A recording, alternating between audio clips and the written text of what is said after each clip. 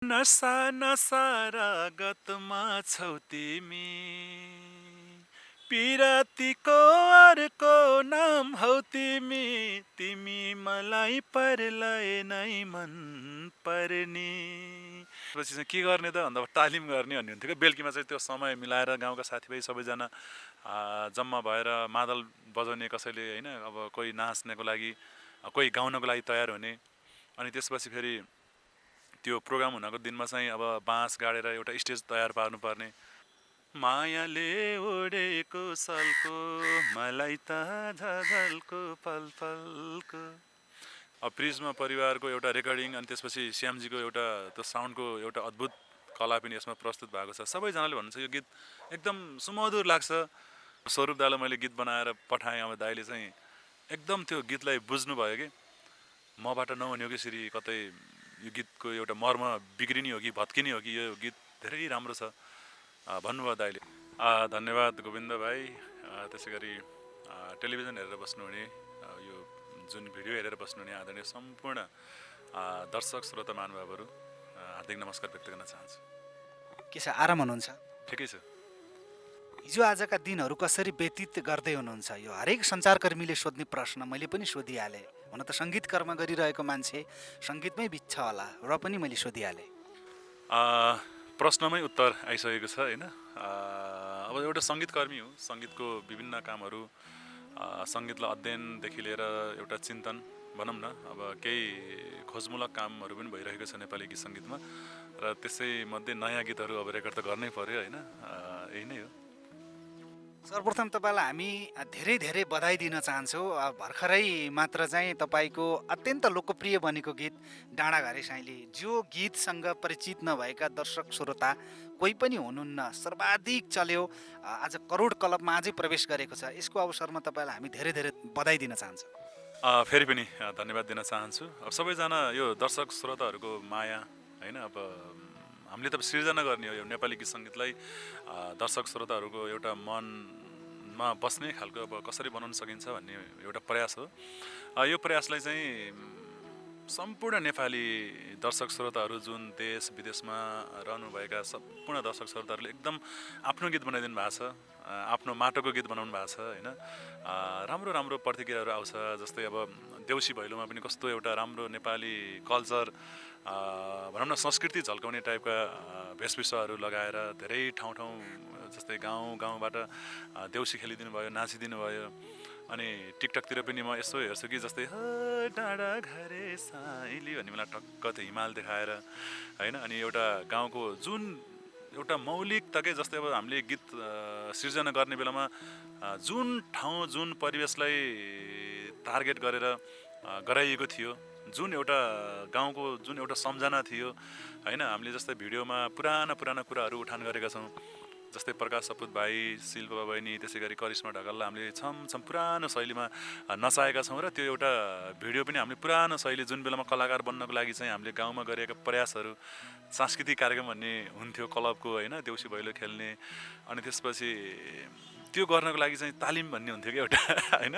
अहिले सोच्दा पनि म त्यही परिवेशमा पुगिरहेको हुन्छु, जहाँ कि हामीले जस्तै दिनभरि अब आफ्नो काम गऱ्यो, स्कुल गयो, बेलुकीमा भलिबल खेल्यो होइन। अनि त्यसपछि चाहिँ के गर्ने त भन्दा तालिम गर्ने भन्ने हुन्थ्यो कि। बेलुकीमा चाहिँ त्यो समय मिलाएर गाउँका साथीभाइ सबैजना जम्मा भएर मादल बजाउने, कसैले होइन अब कोही नाच्नको लागि, कोही गाउनको लागि तयार हुने। अनि त्यसपछि फेरि त्यो प्रोग्राम हुनको दिनमा चाहिँ अब बाँस गाडेर एउटा स्टेज तयार पार्नुपर्ने होइन। अब विभिन्न भागभण्डाहरू गरेर त्यसरी हामी हिजोको दिनमा अन्य दर्शक श्रोताहरूलाई, त्यहाँ भएको बुबा मुवाहरू, गाउँमा रहनुहुने सम्पूर्ण दिदीबहिनीलाई हामी नचायौँ, हँसायौँ। अब त्यो परिकल्पना पनि हामीले डाँडाघरे साइलीबाट उतार्यौँ। त्यो भएर पनि जो सबैजनाले आफ्नो गीत, एउटा नेपाली गीत होइन, एउटा मौलिक गीत बनाइदिनु भएको छ। आज करोड क्लबमा पनि गीत पुगेको छ। अब यदि सबैजनाले हेर्नु भएको छ भन्ने हुँदैन होइन। सबै गीत चाहिँ यदि हेर्न पाउनु भएको छैन, अब हाम्रो यो अन्तर्वार्ता हेरेर पनि हजुरले कता चाल पाउनुहुनेछ। युट्युबमा गएर पनि उक्त गीत हेरिदिनु होला। जानकारी पनि बनाएँ। अझ करोड थपियोस् यो गीतमा, अझै उन्नति प्रगति हुँदै जाओस् यो गीत, अझै दर्शक श्रोताको बिचमा लोकप्रिय बन्दै जाओस्। यो करोड क्लबको विषयमा यो गीत अत्यन्त चर्चित गीत भएर पनि विशेष गरी यो गीतमा केन्द्रित भएर कुराकानी गर्छौँ। यो गीत निर्माण हुँदै गर्दा तपाईँ त कम्पोजर हुनुभयो, पहिलो कुरा त शब्द सृजनाको कुरा थियो होला, कसरी तयार भएको थियो यो गीतको विषयमा अलिकति बढी कुरा गर्छौँ आज हामी। यो विषयमा म अघि पनि जाँदै थिएँ होइन। अब जस्तै यो बहुत रमाइलो छ यसको कथा। जस्तै यसका गीतकार लोकप्रिय गीतकार आदरणीय कृष्ण केसीज्यू, जसले आफ्नो मन आफैसँग ढाँट्न नमिल्ने त्यस्तो राम्रो गीतहरू लेख्नुभयो।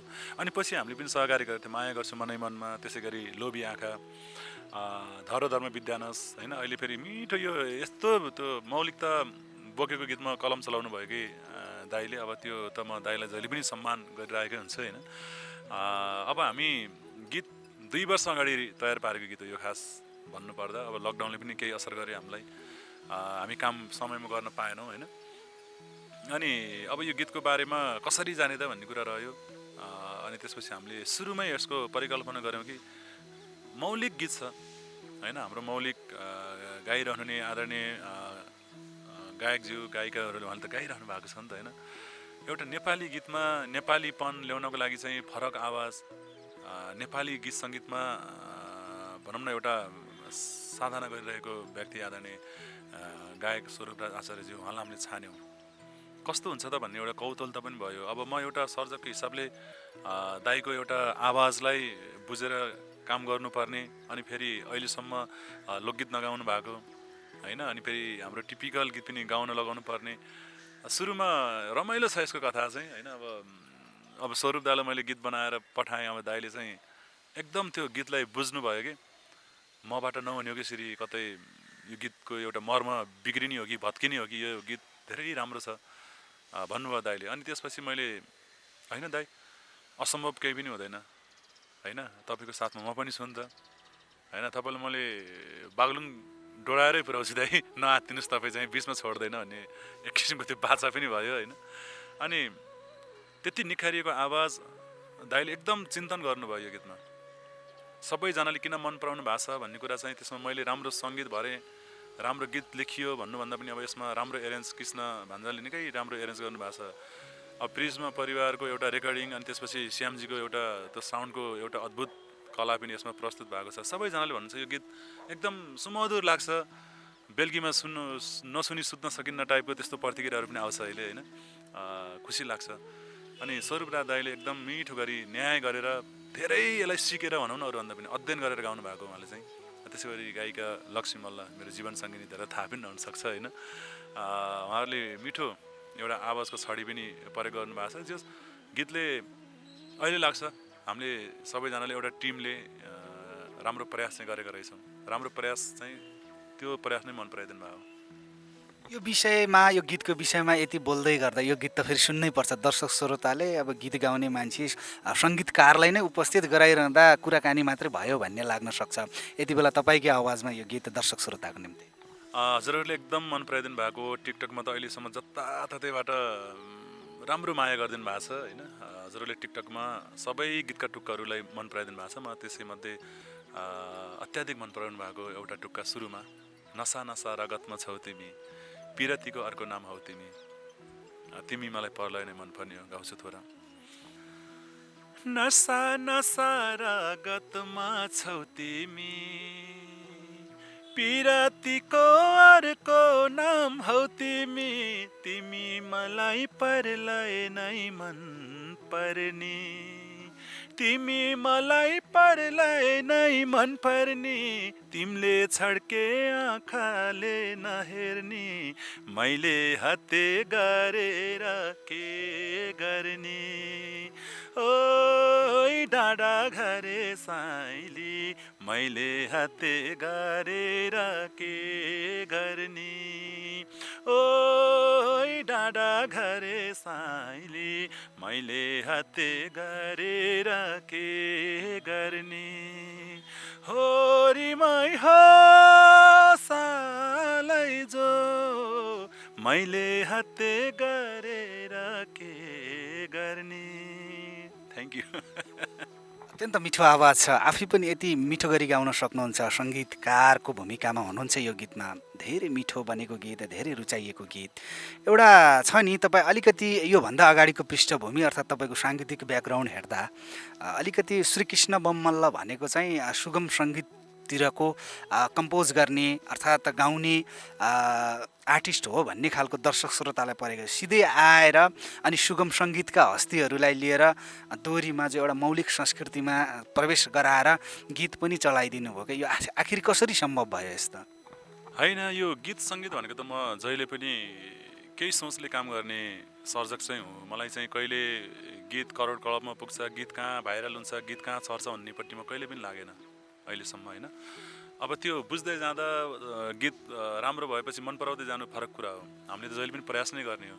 जस्तै पहिला पनि मेरो अधिकांश गीतहरू जस्तै नरेन्द्र प्यासी दाई, स्वरूपराज आचार्य नै, सत्यराज आचार्यज्यू, शिव परियार, जगदीश समाल, अन्जु पन्त, मेलिना राई, होइन, अब राजेश पायल राई धेरैले गाउनु भएको छ नि त, दीपक लिम्बू लगायत सबैजनाले गाउनु, कोही बाँकी हुनु हुँदैन। अब म बागलुङमा जन्मेको कारणले गर्दा मेरो रगतमा त लोकसङ्गीतसँगै म जन्मिएँ, होइन। म एउटा मादलको तालसँगै खेलेको मान्छे हो, सोरठी घाटुको बिचमा बसेको मान्छे हो, भजन चुड्काहरूको खालमै सुतेको मान्छे हो म, होइन। अब त्यो त मेरो मानसपटलमा त लोकसङ्गीत त कहिल्यै पनि हराउन सक्दैन नि त। म नेपालमा म काठमाडौँ जब आएँ, होइन, अब काठमाडौँमा आएपछि अब कलाकार बन्न भनेर आइयो त्यो बेलामा। अनि आएपछि मैले बागलुङबाट आएपछि पनि केही सिकेर केही बुझेर लाग्दा राम्रो होला भनेर त्यो बेलामा पनि मैले आदरणीय गुरु चन्दन कुमार श्रेष्ठज्यूसँग 3-4 वर्षको त्यो बेलामा कोर्स अध्ययन गरिसकेको थिएँ। त्यसको प्रभाव पनि हो। अब त्यो बेलामा विभिन्न शैलीका गीतहरू, प्राय आधुनिक गीतहरू, अनि त्यसपछि रिङ ब्याकटोन जस्तै अहिले टिकटक जस्तो त्यो बेलामा एक्लै अर्कोलाई गीत सुनाउने चलन थियो, होइन। जब हामी गीत सङ्गीतमा प्रवेश गर्ने बेलामा डिजिटल प्रवृत्ति थियो। अब त्यो बेलामा अधिकांश गीतहरू, किन मैले पहिल्यैबाट आधुनिक गीतहरू लेख्थेँ, होइन। जब म बिचमा आफूले सिक्दै जाने क्रममा एक्कासी फिनास भयो, त्यसपछि म बोल्न पनि नसक्ने जस्तो अवस्था भएपछि मैले आफूले गाउनको लागि तयारी गरिरहेको थिएँ नि त, होइन। तर एक्कासी डक्टरले रेस्ट गर्नु, तपाईँले गाउनको लागि गलालाई गर्नुपर्छ भन्ने पनि भयो। त्यसपछि मेरो प्र्याक्टिसहरू पनि छुट्यो। अनि त्यो बेलामा मैले सिर्जना त गर्न सक्छु नि त भनेर मैले जस्तै अब एकदम त्यो बेलामा चोट बराबरी लाग्यो, दाउ एउटै भएर हो कि, तिमीलाई काट्दा मलाई दुख्यो घाउ एउटै भएर हो कि, तिमीलाई देउता मानेर प्राणभन्दा प्यारो ठानेर जस्ता हजारौँ गीतहरूमा सङ्गीत भएर लेखेँ, होइन। अनि बिचमा अहिले भन्नुहुन्छ धेरैजना, तर मैले लोकसङ्गीतलाई पछ्याइरहेको थिएँ। जस्तै आमा तिमीले लगाएको चुरा फुट्दाखेरि, बुढेसकालमा एक्लै छोडी बाबा छोड्दाखेरि जस्ता लोकगीतहरू, होइन। साइली जिन्दगीको रेला छुट्ने हो कुन बेला जस्ता कौडा गीतहरूदेखि लिएर बिचमा धेरै धेरै टाइपको कामहरू मैले गरिरहेको थिएँ। ती चाहिँ अब दर्शक श्रोताहरूले त्यसलाई कुन नजरले हेरिदिनु भयो त्यो आफ्नो ठाउँमा छ। केही समय पहिला मैले यस्तै प्रयोग गर्ने क्रममा जस्तै रामकृष्ण ढकालज्यू र त्यसै गरी अन्जु पन्तज्यूलाई पनि जस्तै माया गर्छौ हो मनै मनमा, मन पराउँछौ मलाई मनै मनमा, तर कहिले देखाइन्यौ जीवनमा, रहेछौ र नै पनि छक्कै परेमा पनि। अब यो गीत लगायत पोहोर साल प्रमोद खरेलज्यू, त्यसै गरी लक्ष्मी मल्लज्यूलाई म त तिम्रो भइसके सानानी, विद्यानाश आफू आफ्नो रहेन, धराधरमा विद्यानाश ढाँटेको, होइन। यो पनि एउटा प्रयोग गरेको थियो त्यो बेलामा, होइन। त्यही भएर मैले यो चल्नु नचल्नु गीतहरूको एउटा युट्युबको रेसियो, युट्युबमा लेखिएको अङ्कभन्दा पनि हरेक दर्शक श्रोताहरूको एउटा मनमा लेखिएको अङ्क खोज्न मन पराउँछु, होइन। अब त्यो कारणले गर्दा अझै हजुरहरूको मनमा बस्ने, सबैले मन पराउने गीतहरू सिर्जना गर्न पाऊँ भन्ने त्यो एउटा मेरो प्रयास हर समय रहिरहेको छ। हेरौँ। जस्तै तपाईँले यो नयाँ नयाँ प्रयोगका गीतहरू अधिकांश तपाईँले सृजना गर्ने गीतमा त्यो देखिन्छ। डाँडाघरेकै कुरा गरौँ, धरोधर्म विद्यानाश, होइन, सुगम सङ्गीतका हस्तीहरूलाई लोक प्याटर्नमा छिराइदिने, यो जुन गरिरहनु भएको छ, यसमा यो तपाईँको चाहिँ अहिलेको यो वर्तमान साङ्गीतिक बजारको माग हो या तपाईँको बाध्यता हो? यो गर्नुको अगाडि पछाडि केही कुराहरू, कारणहरू? मैले कुनै बाध्यात्मक परिस्थितिमा सिर्जना पनि कहिल्यै गरेको छैन र बजार कता छ भन्नेतिर पनि म त्यति त हुन्छ नि त्यति राख्दैन। किन भन्दा बजार त हाम्रो दर्शक श्रोताहरू त यहीँ नै हुनुहुन्छ नि। उहाँहरूलाई हामीले नेपाली राम्रो गीत निकालेपछि उहाँले जहिले पनि स्वीकार्नुहुन्छ, ग्रहण गर्नुहुन्छ।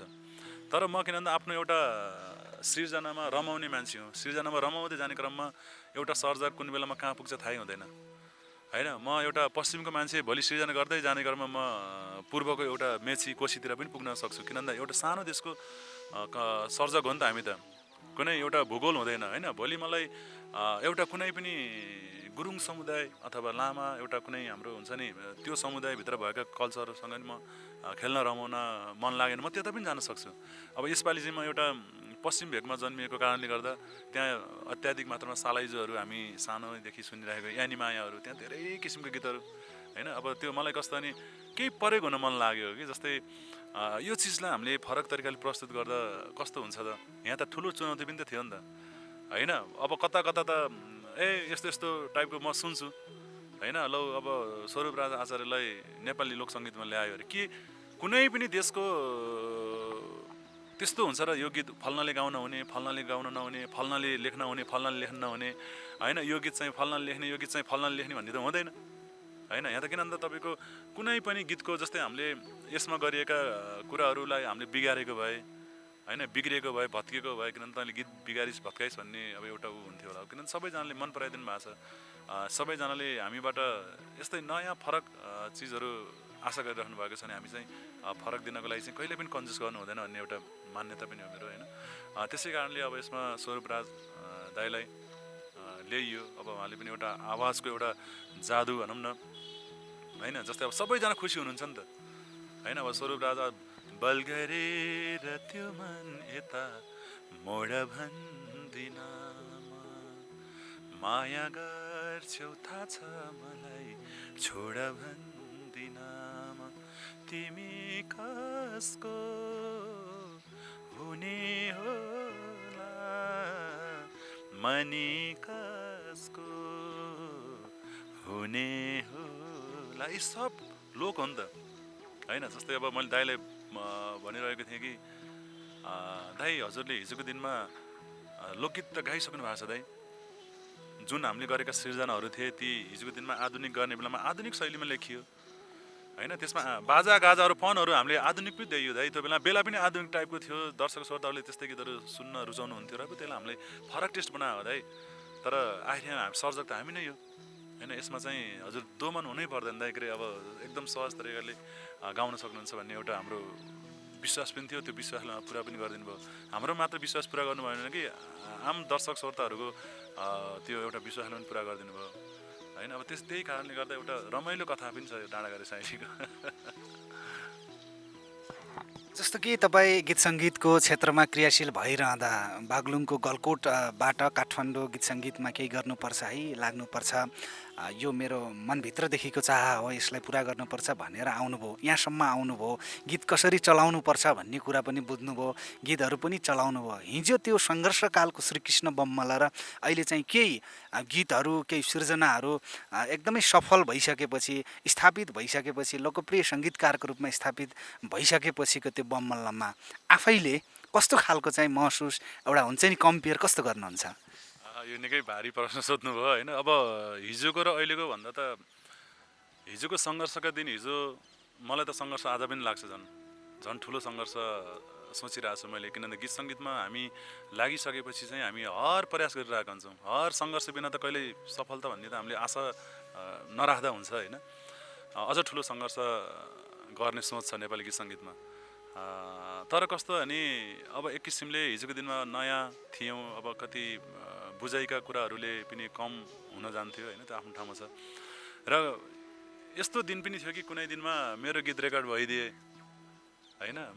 मैले लेखेको शब्द, मेरो भाव चाहिँ एउटा सङ्गीत मार्फत दर्शक श्रोताहरूले सुनिदिनु भए कस्तो हुन्थ्यो होला भन्ने दिन थिए। र कुनै दिन यस्तो पनि दिन थियो कि दिनभरि स्टुडियोमा गीत रेकर्ड गरेर रातैभरि सुनेर ननिदाएको दिन पनि त थियो नि त होइन। एउटा अब त्यो सम्झिँदा त अब त्यो एकदम अब हुन्छ नि आफैलाई छटपट्टि महसुस पनि हुन्छ अहिले चाहिँ तर कस्तो भने हामी चाहिँ हिजो चल्ने आज नचल्ने भोलि षष्ठ चाहिँ चल्ने र नचल्ने कहिले हुँदैन कसैको सबैको आफ्नो आफ्नो पन छ यहाँ होइन प्रयास गर्दै जाने बेलामा हिँड्दै जाने क्रममा होइन अब कुन बेलामा लडिँदैन भन्ने कुरा मात्रै हो तर यहाँ त तपाईँको हर प्रयास त सबैजना सर्जकहरूले गर्नुभएको छ नेपाली गीत सङ्गीतको लागि चाहिँ अहरात्र सबैजना खट्नु भएको छ अहिले पछिल्लो समयमा एउटा खुसी नेपाली गीत सङ्गीतमा एउटा सोच प्रयोग भइरहेका छन् होइन धेरै किसिमका सर्जकहरू आफूमै आफ्नो आफ्नो राम्रो एउटा सुन्दर सृजनाहरू लिएर आउनु भएको छ यो चाहिँ एउटा नेपाली गीत सङ्गीतले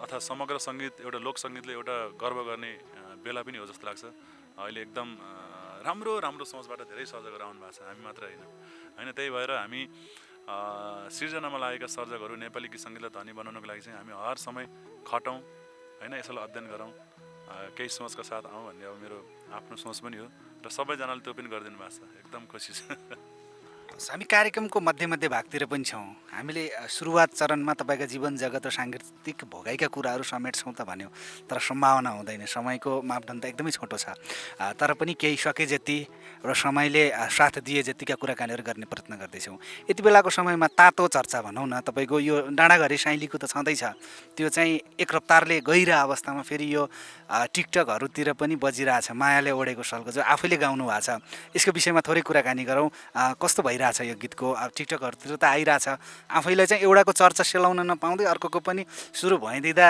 कस्तो अनुभूति हुँदो रहेछ भनेर मैले सोध्न चाहेँ मलाई त एकदम त्यो तपाईँले सोद्धा पनि हाँसो लागिरहेछ होइन यो मैले यस्तो चर्चा अथवा एकदम त्यो सोचेर गरेको त्यस्तो टाइपको त मैले भने नि प्रयास गर्ने हो जुन काम गर्दा पनि एउटा कुनै टार्गेट एउटा कुनै सिजनदेखि लिएर धेरै कुराहरूको एउटा कन्सेप्ट हुन्छ नि त अब यो धेरै दर्शक श्रोताहरूलाई एकदम कौतूहलता छ अहिले पछिल्लो समयमा एकदम टिकटकमा रमाइदिइराख्नु भएको छ होइन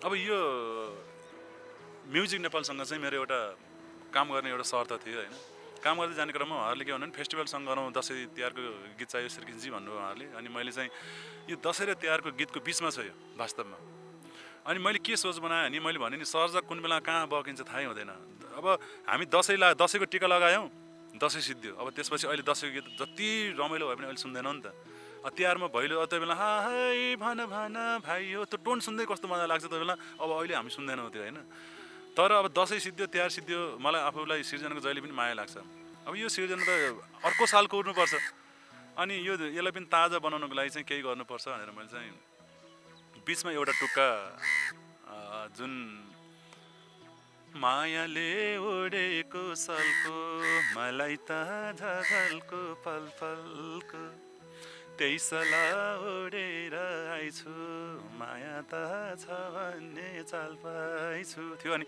है गरम रमाइलो दसैँमा टिका टालो तिहारैमा देउसी भैलो रमाइलो नाच्दैछ साइलो गाउँदैछ माइलो है गरम रमाइलो मायाले ओडेको सल्को यसरी जोडेको थियो होइन अनि दर्शक श्रोताहरूले मेरो जुन सोच थियो नि जस्तै दसैँ तिहार पछि त के हुन्छ भन्दा जाडो हुन्छ यही महिना भनौँ न अब अहिले जाडो भइरहेछ हाम्रो यत्रो अब ज्याकेट लगाउनु परेछ त्यो बेलामा जस्तै जाडोमा एउटा सल पछौरीका कुराहरू पक्कै पनि उहाँले चाहिँ मन पराउनु हुनेछ त्यो बेलामा गीतले केही न्याय पाउँछ कि भन्ने सोच चाहिँ मैले राखेँ तर दर्शक श्रोताहरू पनि जस्तै हामी पुगेको ठाउँमा मेरो सोचमा उहाँ पुगिदिनु भयो अनि टिकटकमा काटेर राख्नुभयो राखेपछि किन भन्दा त्यो समय सान्दर्भिक पनि थियो र एउटा फरक मेलोडी अब अलि फरक उसमा पनि अब केही फरक चाहिँ छ त्यो पनि हो सबैजनाले मन पराइदिनु भएको छ अब हामी छिट्टै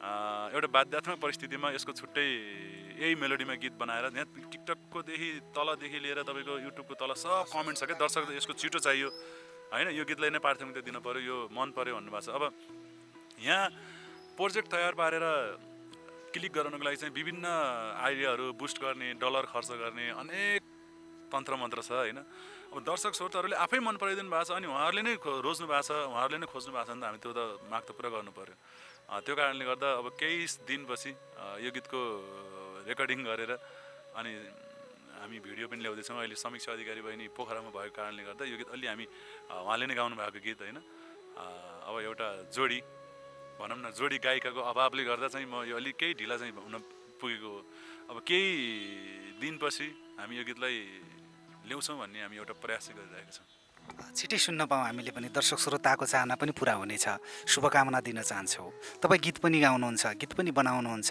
सङ्गीत पनि गर्नुहुन्छ। यसो तिनवटा कुरालाई एक ठाउँमा राखेर सोच्दाखेरि यो सङ्गीत सिर्जना गर्न सहज रहेछ कि होइन, शब्द कोर्नको लागि सहज रहेछ कि गाउनको लागि? तपाईँ तिनवटै कुरामा चाहिँ आफ्नो दखल राख्ने भए भएर मैले यो प्रश्न सोधेको।